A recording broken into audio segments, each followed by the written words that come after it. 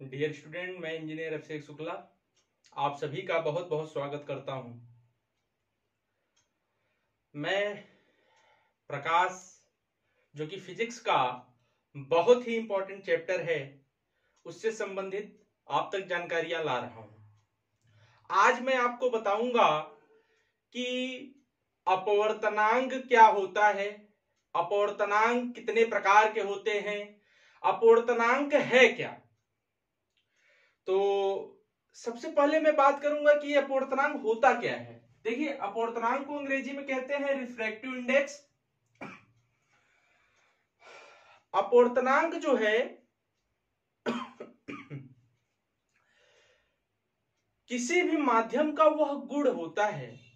अपवर्तनांक किसी भी माध्यम का वह गुण है जिसमें हम उस माध्यम में प्रकाश के वेग का निर्धारण करते हैं या उसको हम ज्ञात कर सकते हैं।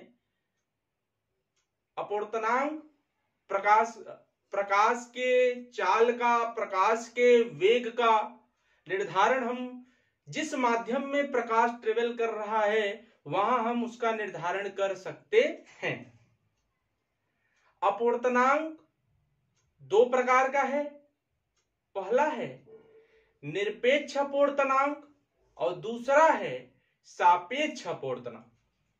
निरपेक्ष अपवर्तनांक को अंग्रेजी में एब्सोल्यूट रिफ्रैक्टिव इंडेक्स कहते हैं और सापेक्ष अपवर्तनांक को अंग्रेजी में रिलेटिव रिफ्रैक्टिव इंडेक्स कहते हैं। डियर स्टूडेंट, आइए आप समझिए कि हमारा जो निरपेक्ष अपवर्तनांक है यह होता क्या है। देखिए, जब प्रकाश वायु से चलकर किसी भी माध्यम में जाता है, वायु से चलकर जब प्रकाश किसी माध्यम में जाता है तो वायु के सापेक्ष माध्यम का जो अपवर्तनांक होगा किसी भी माध्यम का, उसे हम कहते हैं निरपेक्ष अपवर्तनांक। जैसा आप सभी को मालूम है कि स्नेल के नियम से आप जानते हैं कि साइन आई बटे साइन आर बराबर होता है यन के। यही यन हमारा क्या है, अपवर्तनांक है। बात जब हम निरपेक्ष अपवर्तनांक की करते हैं तो निरपेक्ष अपवर्तनांक यन बराबर होता है वायु में प्रकाश की चाल, वायु में प्रकाश की चाल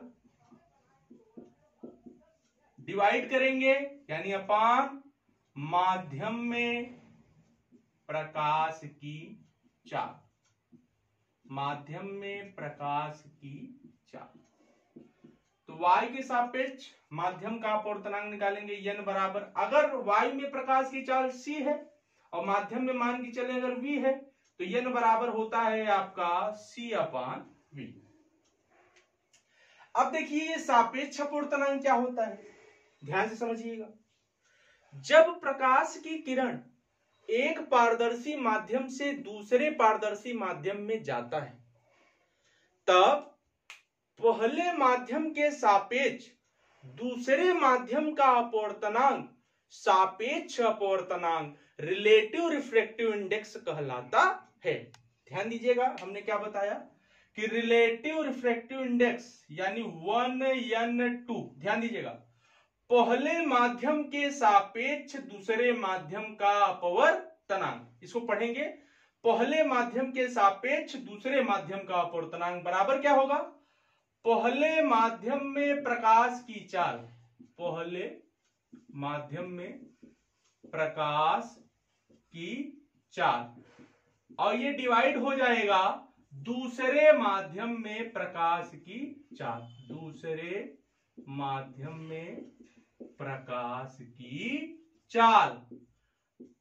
अब जैसे अगर मैं आपसे कहूं इसको कैसे पढ़ेंगे, 2n1, तो 2n1 आप पढ़ेंगे दूसरे माध्यम के सापेक्ष पहले माध्यम का अपवर्तनांक। ध्यान दीजिए, अगर मैं एक माध्यम ले लूं हवा, वायु, और दूसरा माध्यम ले लूं कांच, तो मैं अगर कहूं वायु के सापेक्ष कांच का अपवर्तनांक तो उसको हम कैसे लिखेंगे, ANG। ए माने हो गया एयर, जी मीन्स हो गया ग्लास। ठीक है, तो वायु के सापेक्ष कांच का अपवर्तनांक AnG।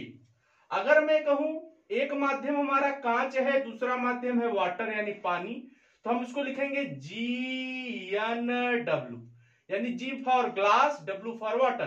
तो कांच के सापेक्ष पानी का अपवर्तनांक। ध्यान दीजिएगा, जैसे अगर समांतर तीन माध्यम हो, सपोज करिए वायु है, वायु के बाद कांच रखा है, कांच के बाद जल है, और जल से फिर से निकल रहा है वो वायु।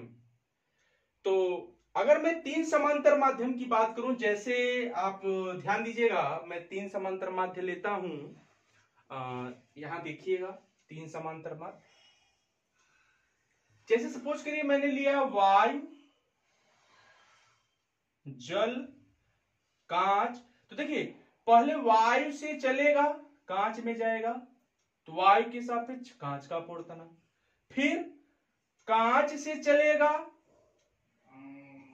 वाटर में जाएगा, कांच के सापेक्ष जल का अपवर्तनांक। फिर जल से पुनः ये कहां जाए, वायु में जाए। तीन समांतर माध्यम है, वायु, कांच और पानी। तो तीनों का जो अपवर्तनांक, रिलेटिव जो सापेक्ष अपवर्तनांक आप निकाल रहे हैं, इनका जो मल्टीप्लीकेशन होगा वो सदैव क्या होगा, 1 होगा। तो हम इसकी सहायता से, जैसे किसी क्वेश्चन में दिया हो कि वायु के सापेक्ष कांच का अपवर्तनांक दिया है और आपसे पूछ रहा है, और जल के सापेक्ष वायु का अपवर्तनांक दिया है, तो आपसे क्वेश्चन कर ले कि तो बताइए कि कांच के सापेक्ष जल का अपवर्तनांक कितना होगा, तो हम इसी फार्मूले का प्रयोग कर लेते हैं। तो डियर स्टूडेंट, आई होप आपको अपवर्तनांक जो भी मैंने यहां समझाया या बताया, आपको ये बात समझ में आई होगी। अगर आपको ये वीडियो मेरा अच्छा लगा हो तो आप इसको फॉरवर्ड करिएगा, लाइक करिएगा, हमारे इस वीडियो को शेयर करिएगा अपने साथ, अपने दोस्तों के साथ। और अगर आप हमारे इस चैनल को सब्सक्राइब नहीं किए हैं तो जरूर सब्सक्राइब करिएगा, क्योंकि आप अगर सब्सक्राइब करेंगे, आप लाइक करेंगे, शेयर करेंगे, तो हम आपके साथ, आपके सामने और नए चैप्टर्स लाएंगे, आपको बताएंगे। तो आप सभी का बहुत बहुत धन्यवाद।